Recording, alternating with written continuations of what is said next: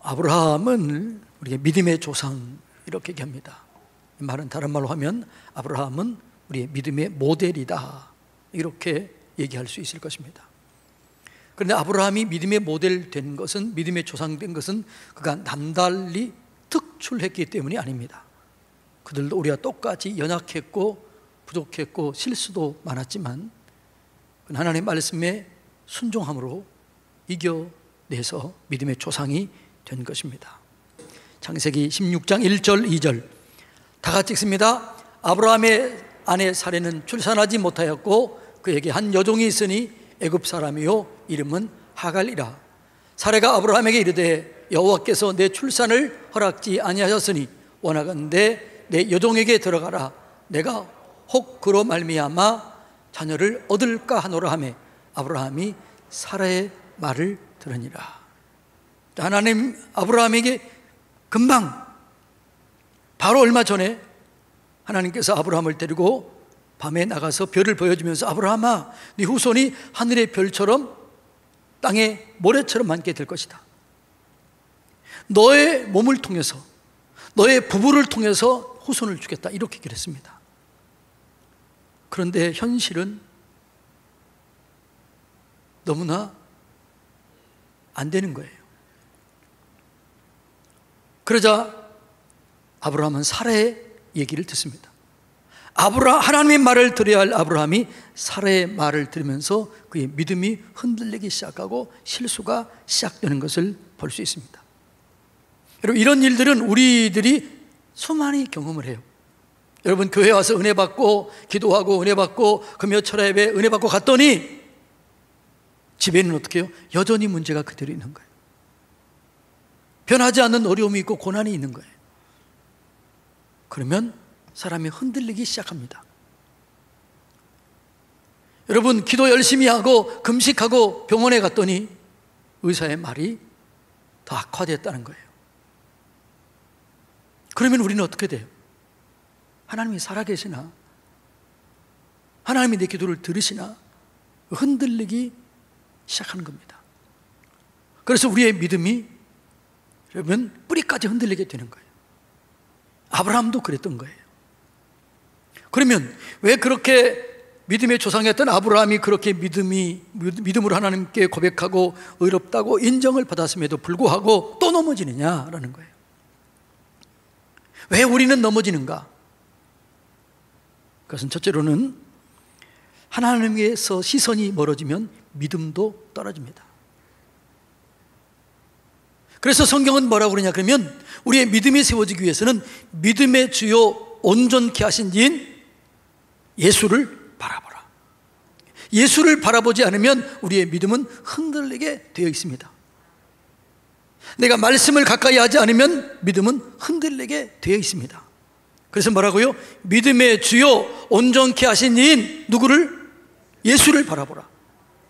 예수에게 내 눈의 시각이 예수에서 멀어지는 순간 여러분 믿음은 흔들리기 시작하는 거예요.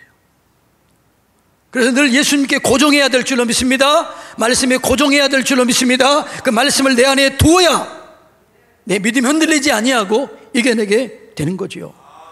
오늘 본문에 뭐라고 그래요? 사례의 말을 들었다 이렇게 얘기합니다. 여러분, 우리가 하나님 말씀 앞에 늘 여러분의 마음, 생각을 둬야 될 줄로 믿습니다. 현실을 보면 흔들리게 되는 거죠. 왜냐하면 하나님은 보이지 않지요, 들리지 않지요, 손에 잡히지 않지요. 근데 현실은 바로 내 눈앞에 있습니다. 그래서 현실을 보면 흔들리는 거지요. 하나님의 세계는 4차원의 세계입니다. 하나님의 세계는 마음입니다. 관념입니다. 근데 현실은 3차원이에요. 그런데 진리는 4차원이 3차원을 지배하는 거예요. 3차원이 4차원을 지배하는 거예요. 그래서 여러분, 우리가 4차원에서 이루어져야 3차원에 이루어지는 거죠. 그래서 여러분, 믿음은 설계도예요. 건물은 현실이에요. 그러니까 설계도가 이루어 만들어져야 그 다음에 뭐가 만들어지는 거예요? 건물이 세워지는 거죠. 설계도가 없는 건물은 나중에 무너지게 돼 있습니다. 그래서 그 설계도가 뭐냐? 믿음이에요. 이 설계도가 4차원의 세계예요. 이 믿음, 꿈, 비전, 말, 이게 여러분 우리가 바뀔 때 3차원의 세계가 움직이는 거죠. 이 진리를 깨달으시기를 주님의 이름으로 축복합니다. 그래서 예수님께서 뭐라고 그래요? 마르다에게 요한복음 11장에 보면 나사로를 살릴 때 이렇게 합니다. 내가 믿으면 보리라. 내가 믿게 되면 그 믿음의 역사가 실제 나타나게 될 것이다. 믿음은 바라는 것들의 실상이다. 그러니까 믿음이 먼저예요. 세상은 다르지요. 세상은 뭐라고 그래요? 보여주라. 그럼 믿겠다 그래요. 성경은 뭐라고 그래요? 아니에요. 믿으라. 보게 될 것이다. 내가 믿고 기도하고 말하고 선포하면 그게 이루어지는 거죠. 이게 여러분 신앙인 줄로 믿습니다. 예. 하나님은 상황을 이기시는 분이십니다. 상황을 만드시는 분이십니다. 그러니까 하나님이 살아계심을 믿는 자들은 항상 감사하는 거예요. 다니엘이 그런 거죠. 다니엘에서 6장에 보면은 조소에 어인이 찍힌 것을 알고도 왕 외에 다른 신에게 절하면 사자굴 속에 들어가게 될 것이고 죽임을 당하게 될 것이다. 이 조소가 다니엘에게 하달됐습니다. 근데 다니엘은 그 조소를 읽고 왕의 어인이 찍힌 걸 알고도 예루살렘에 향한 문을 열고 감사하며 하루에 3번 기도했다는 거예요. 어떻게 이럴 수 있을까? 다니엘이 만용의 신앙이었을까요? 광신자였을까요? 그런 게 아니에요. 다니엘은 이때 나이가 다니엘의 80세 후입니다. 하나님이 세계를 경영한다는 사실을 확실히 알고 믿어줬습니다. 그는 80년 생활을 하면서 하나님이 세상의 주관자이다. 왕이 세상을 주관하는 것이 아니라 하나님이 나라도 폐하고 왕도 세우고 왕도 무너뜨린다. 하나님이면 된다. 하나님께 순종하는 것이 가장 안전한 것이다 라고 생각한 거예요. 그래서 그는 흔들리지 않고 그냥 다른 사람이 다 보도록 문을 열고 3번 감싸기도 했습니다. 그런데 그는 그 조서대로 사자굴 속에 들어갔습니다. 근데 살아계신 하나님께서 그를 지키고 보호해서 다시 나오게 됩니다. 여러분, 이것이 믿음인 줄로 믿습니다. 믿음은 환경이나 상황을 의지하는 것이나 아니라 하나님을 믿는 거지요. 하나님이 하실 일을 믿는 거지요. 하나님께 시선을 떼지 않는 거지요. 왜 여러분의 믿음이 무너지느냐? 하나님께서 시선이 떠나는 거예요. 환경을 바라보고 상황을 바라보기 때문에 그것 때문에 무너져 내린 거예요. 여러분, 이렇게 우리의 믿음이 무너지게 되면, 하나님께서 시선이 멀어지게 되면 인간적인 방법이 나와요. 그래서 하나님께서 시선이 멀어지자 아브라함과 사례는 인간적인 방법을 선택합니다. 그 선택이 뭐예요? 하갈이었어요. 하갈. 여러분, 그 당시에는 보편적인 문화, 상식적인 삶이 애를 낳지 못하면 그 여종을 통해서 애를 낳게 하고 자기 자녀로 취하는 게 이게 그 당시 문화였습니다. 근데 아브라함도 그렇게 한 거예요. 그런데 아브라함에게는 특별한 약속이 있었어요. 그 약속이 뭐냐? 내가 너의 자녀를 통해서 천하 만민의 축복의 통로가 되게 하겠다. 내가 너를 통해서, 내 아내를 통해서 후사를 있게 하겠다라는 말씀이었습니다. 여러분, 하나님은 상식을 무시하지 않습니다. 그러나 약속을 더 귀하게 여기십니다. 하나님의 약속의 말씀, 이것이 상식보다, 내 생각보다, 내 경험보다 약속이 더 우선돼야 돼요. 약속이 더 온전하고 약속이 더 완전하고 약속이 더 정확하다는 사실입니다. 이게 믿음이에요. 세상 변하고 흔들려도 하나님의 약속은 변치 않습니다. 모든 것이 변해도 하나님의 약속은 변하지 않는 거예요. 말씀은 변하지 않는 거죠. 이 믿음이 있을 때 우리가 흔들리지 않게 되는 거죠. 자, 그 인간적인 방법, 자 16장 4절로 6절 보면 이 인간적인 방법에 문제가 나와요. 다 같이 읽습니다. 시작. 아브라함이 하갈과 동침하였더니 하갈이 임신하매 그가 자기의 임신함을 알고 그 여주인을 멸시한지라. 사레가 아브라함에게 이르되 내가 받은 모욕은 당신이 받아야 옳도다. 내가 나의 여종을 당신의 품에 두었거늘 그가 자기의 임신함을 알고 나를 멸시하니 당신과 나 사이에 여호와께서 판단하시기를 원하노라. 아브라함이 사라에게 이르되 당신의 여종은 당신의 수중에 있으니 당신의 눈에 좋을 대로 그에게 행하라 하매 사레가 하갈을 학대하였더니 하갈이 사레 앞에서 도망하였더라. 자, 인간적인 방법은 잘 될 것 같아요. 편해요. 쉬워요. 그런데 문제가 있다는 거죠. 그 문제가 뭘까요? 여러분, 그 가정의 죄의 모습이 그대로 드러납니다. 사레가 아브라함을 뭐라고 불렀어요? 주인이라고 불렀습니다. 그 전에는 내 주여 이렇게 했습니다.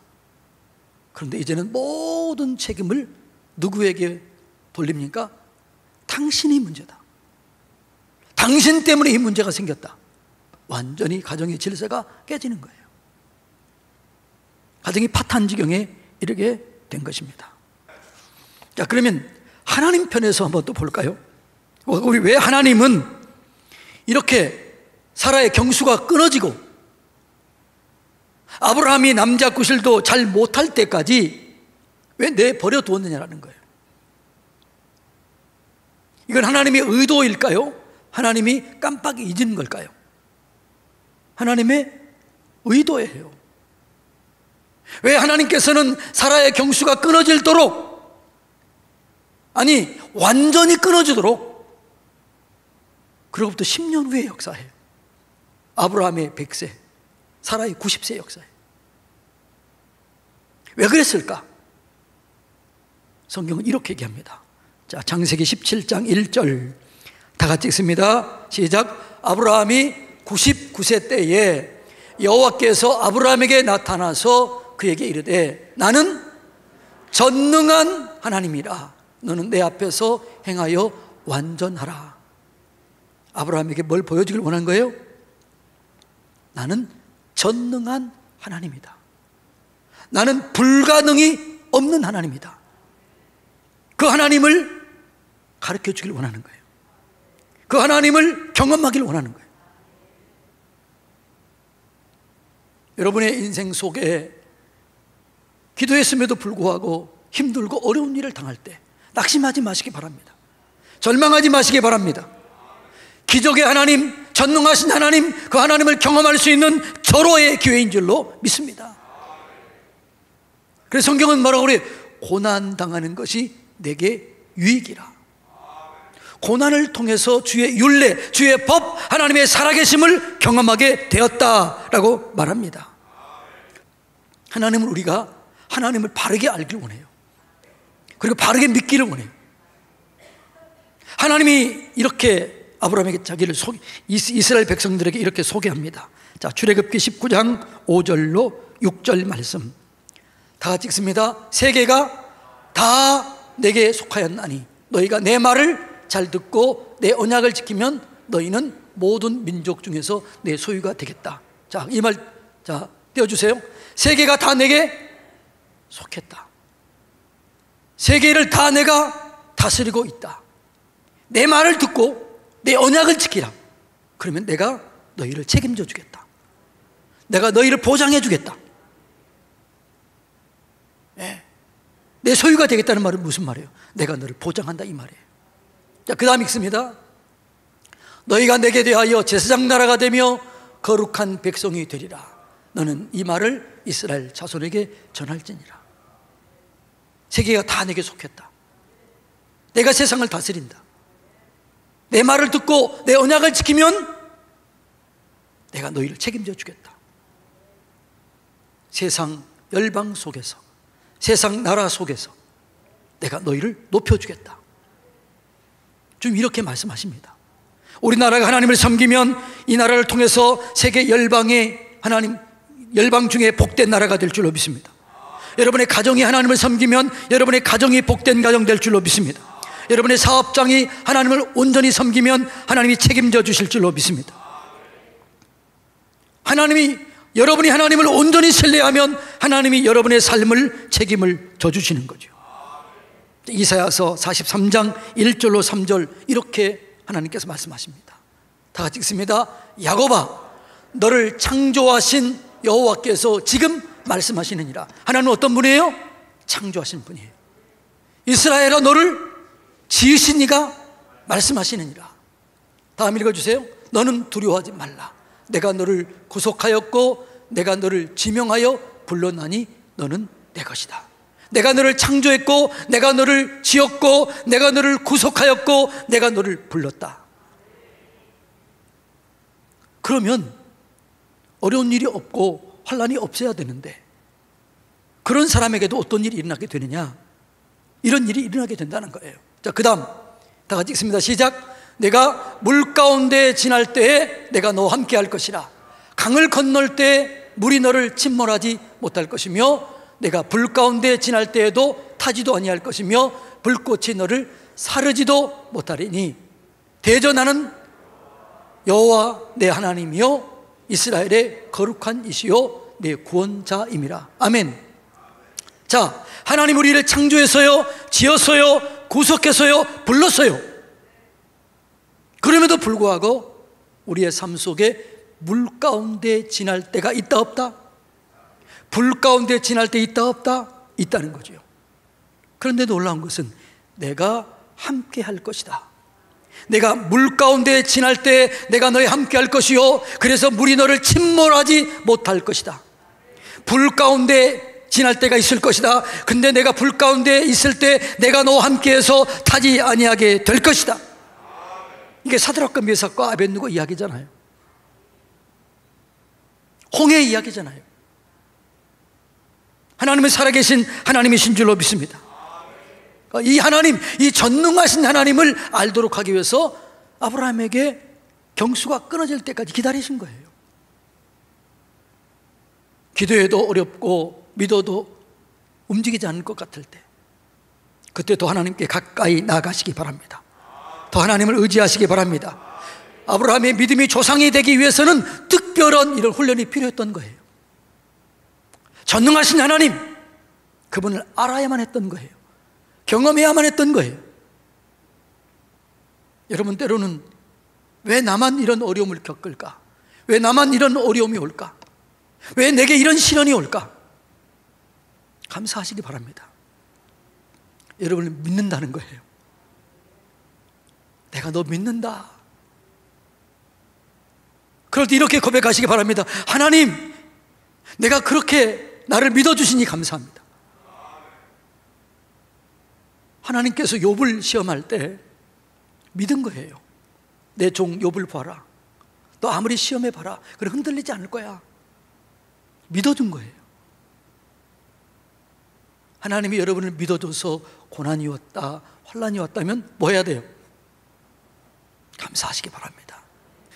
두 번째, 왜 하나님은 사라의 경수가 끊어질 때까지 기다렸느냐라는 거예요. 하나님은 인류를 구원하기 위해서 하나님의 아들을 보낼 때 누구를 통해서 그 아들을 보낸다고 그래서요? 동정녀, 처녀, 남자를 알지 못하는 여인, 이 여인을 통해서 후손을 보낸다고 약속했어요. 이걸 지금 믿으라는 거예요. 아이를 낳지 못하는 이 경수가 끊어진 여인을 통해서도 아이를 낳게 했다. 처녀를 통해서도 아이를 낳게 할 것이다. 하나님은 언제나 옳습니다. 하나님은 언제나 온전합니다. 이 하나님을 믿으시기를 주님의 이름으로 축복합니다. 여러분의 생각에 가두지 마세요. 여러분의 경험에 가두지 마세요. 하나님은 언제나 온전해요. 온전해요. 자, 이사야서 55장 8절로 9절 다 같이 읽습니다. 이는 내 생각이 너희 생각과 다름이요 내 길은 너희 길과 다름이니라. 여호와의 말씀이니라. 이는 하늘이 땅보다 높음같이 내 길은 너희 길보다 높으며 내 생각은 너희 생각보다 높음이니라. 아멘. 믿습니까?